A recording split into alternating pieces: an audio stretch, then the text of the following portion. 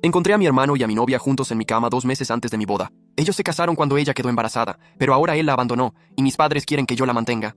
Hace 3 años, yo estaba prometido con una mujer a la que voy a llamar Laila.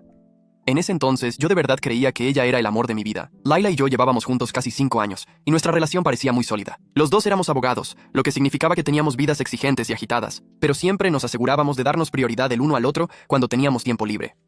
El año en que le pedí que se casara conmigo, se suponía que iba a ser el más feliz de nuestras vidas, pero ese mismo año, algo inesperado pasó. Ella perdió su trabajo.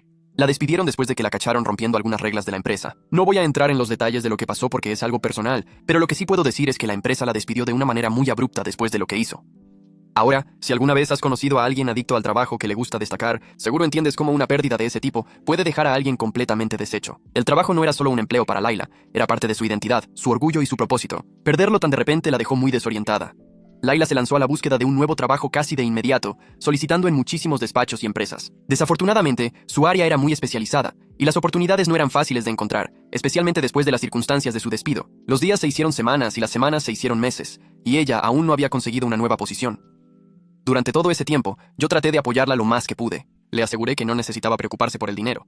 Después de todo estábamos prometidos, y yo sentía que era mi responsabilidad cuidar de ella durante ese tiempo difícil. Conociendo la tendencia de Laila a obsesionarse y estresarse de más con las cosas, la animé a que se relajara y no dejara que la situación la consumiera. Para mi alivio, ella aceptó mi consejo, o al menos lo intentó. Con el tiempo libre que tenía ahora, decidió dedicarse a algo que siempre había sido un sueño para ella: aprender a hacer cerámica. Se inscribió en una clase local y empezó a dedicarle sus horas libres a este nuevo pasatiempo. Resulta que era la misma clase de cerámica a la que mi hermano, Mason, iba. Déjame contarte un poco sobre Mason. Él era todo lo opuesto a mí.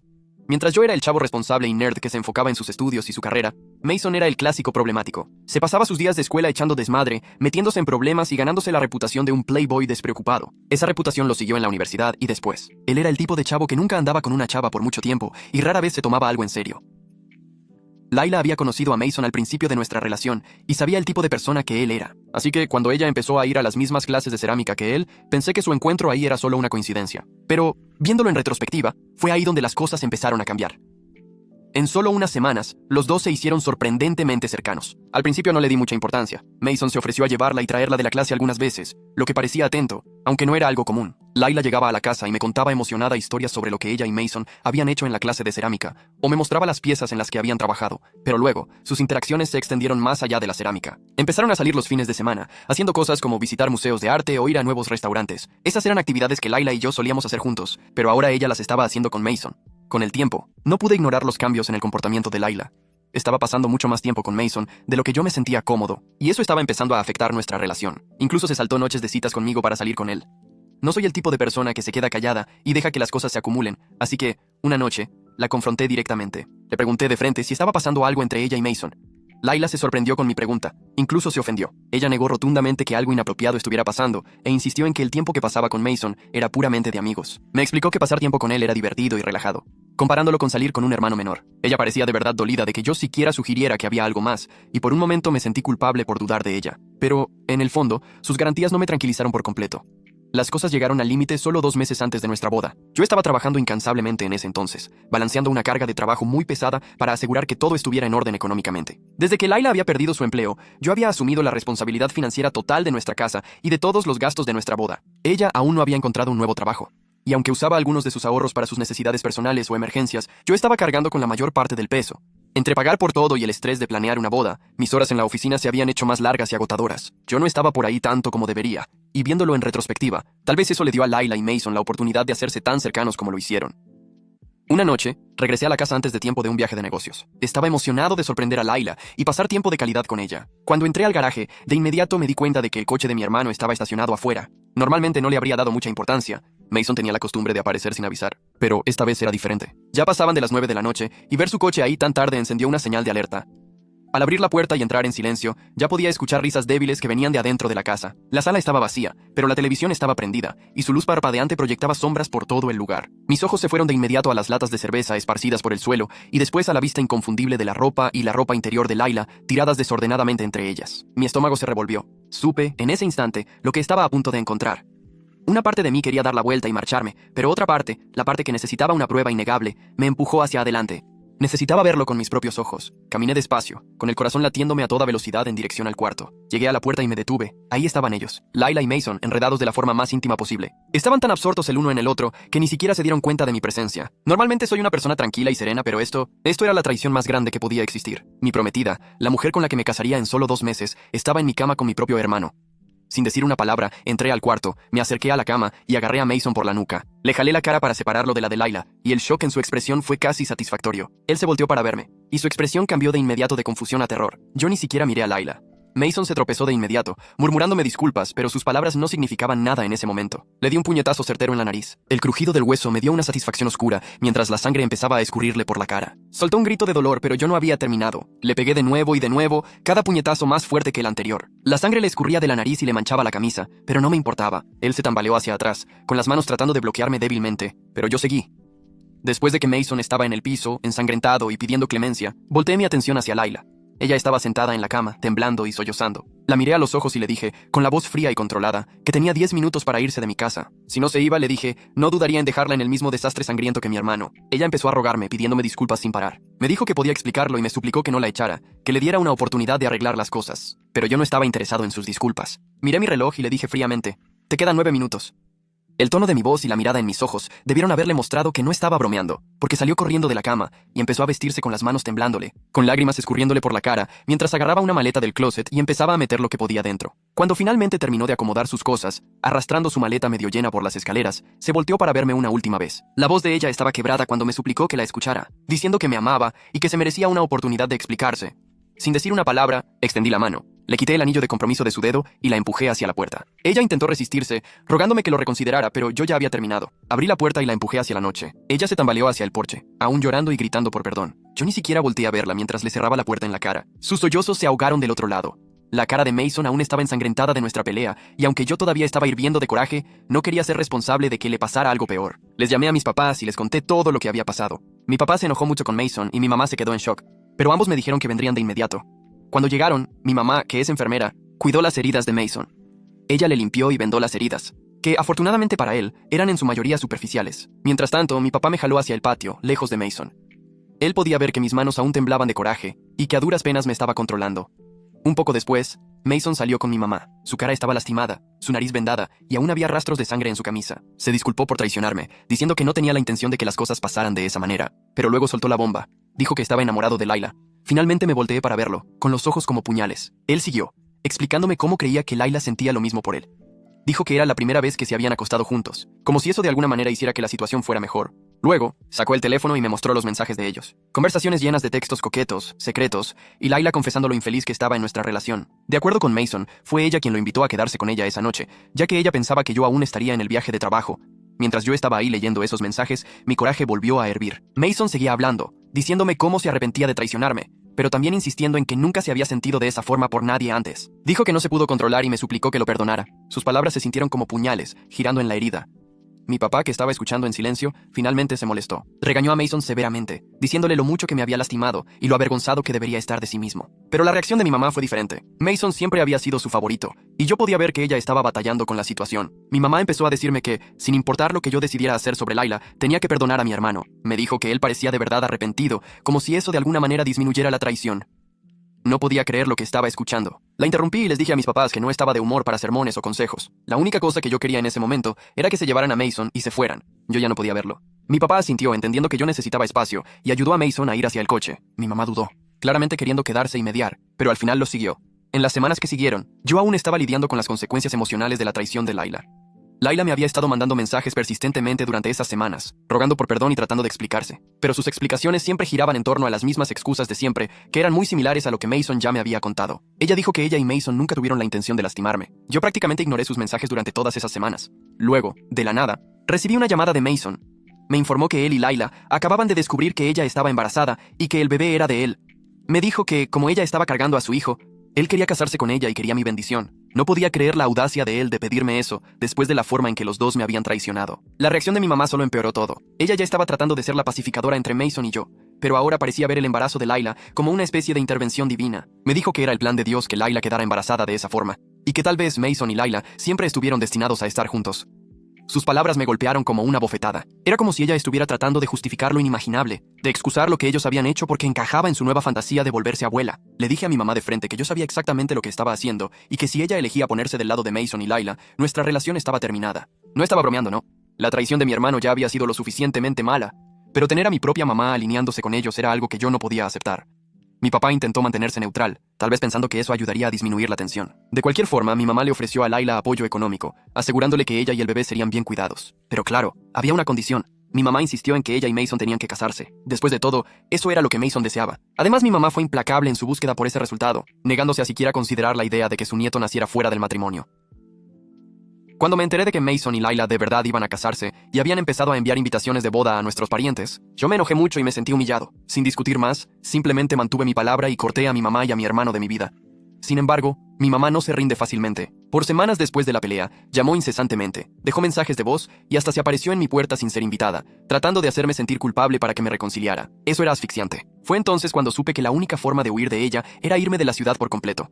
3 años pasaron desde que cambié mi vida y me mudé a una nueva ciudad, cortando lazos con casi todos en mi familia, excepto mi papá. Él respetó mi decisión de irme y entendió por qué yo necesitaba la distancia, aunque le entristecía que yo ya no lo visitara. En estos 3 años construí mi vida pedazo a pedazo. No le di mi nuevo número a nadie, excepto a mi papá. Hice nuevos amigos, volví a encontrar un sentido de normalidad y trabajé duro para dejar el pasado atrás. Así que, imaginen mi sorpresa cuando me encontré a Layla en mi puerta ayer, tocando el timbre. Cuando abrí la puerta, casi no la reconocí. Layla no se parecía en nada a la mujer que yo había amado un día. Su ropa estaba vieja y gastada, su cara pálida y delgada, y su pelo se veía ralo y descuidado. Estaba ahí, agarrando la mano de una niña que no debía tener más de 2 o 3 años. La niña tenía los rasgos marcados de Mason, una semejanza inconfundible que él era su papá.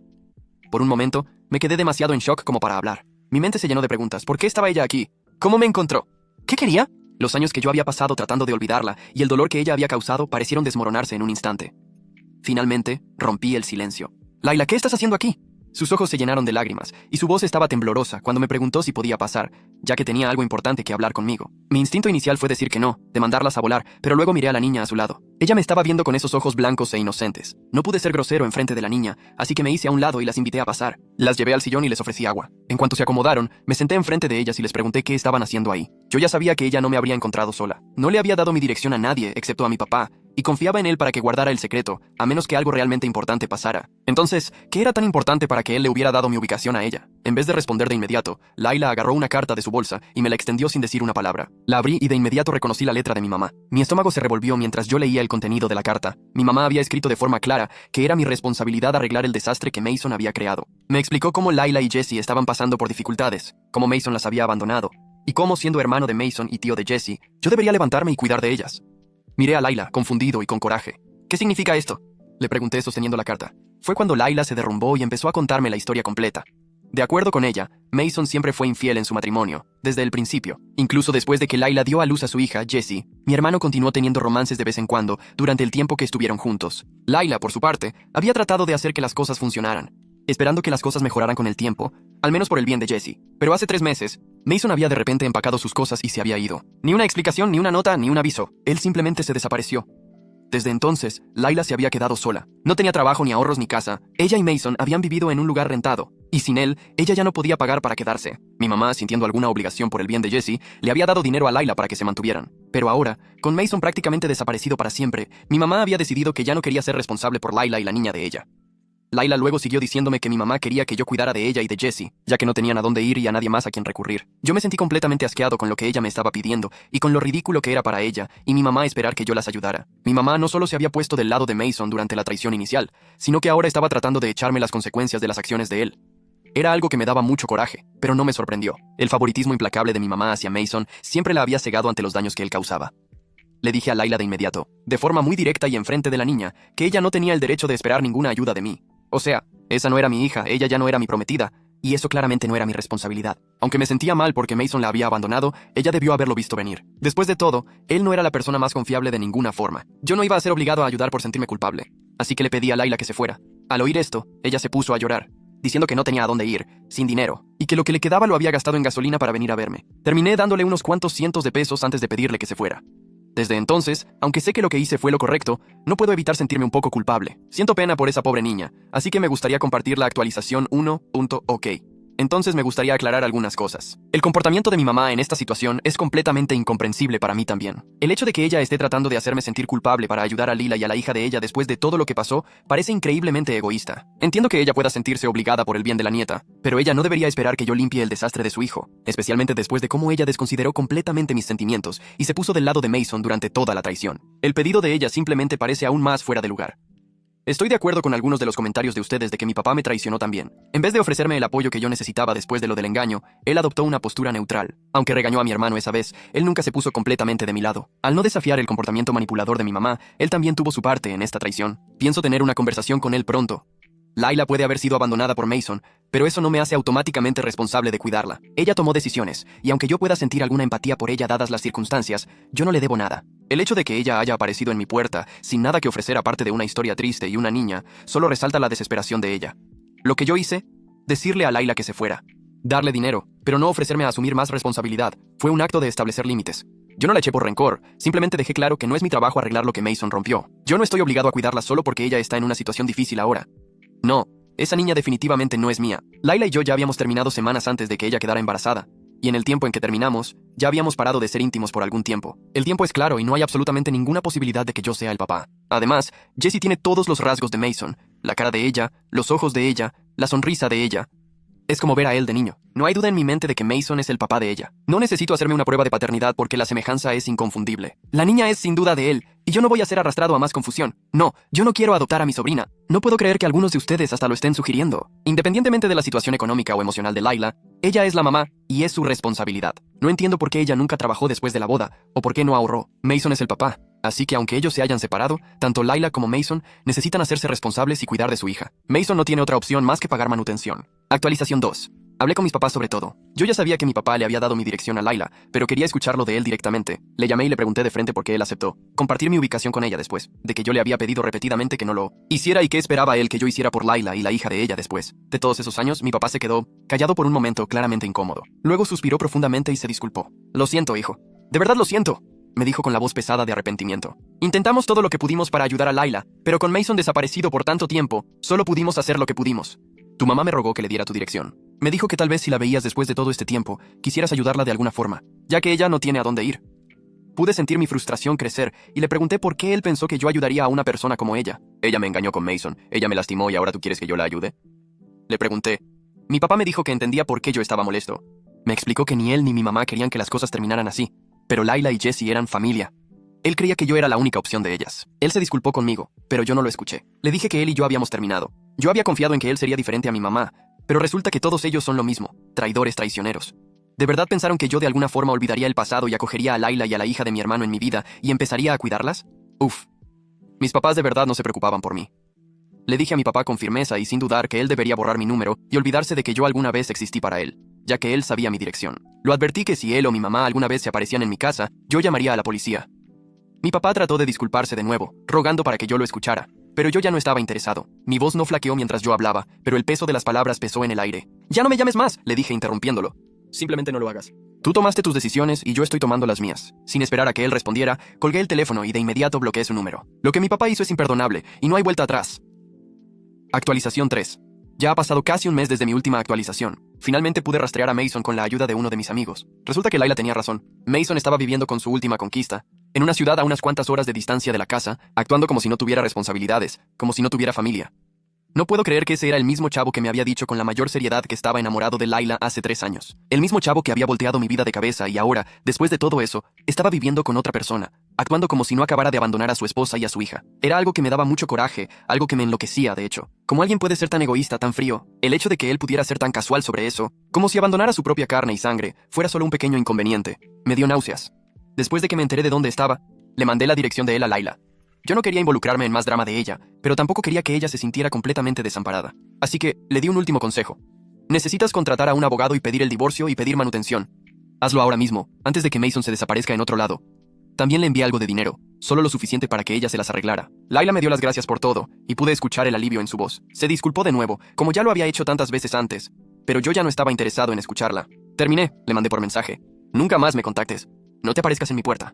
Esta es la última cosa que estoy haciendo por ti. Lo que teníamos, lo que fuera, se fue hace mucho tiempo. Yo solo quería que ella ya no perturbara más mi paz.